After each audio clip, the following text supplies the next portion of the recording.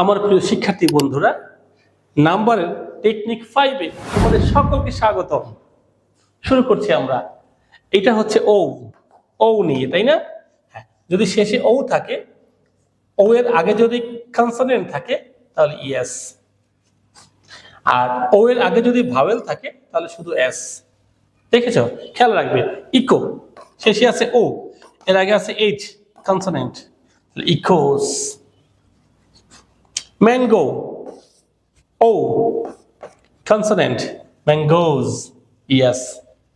Okay, tornado শেষে O consonant, tornadoes. Bamboo শেষে আছে O, এর আগে আছে আরেকটা O, মানে ভাওয়েল, bamboos শুধু S.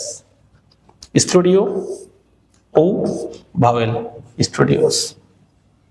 অর্থাৎ ও এর আগে যদি কনসোনেন্ট থাকে তাহলে ইয়েস, কিন্তু ও এর আগে যদি ভাওয়েল থাকে তাহলে শুধু এস।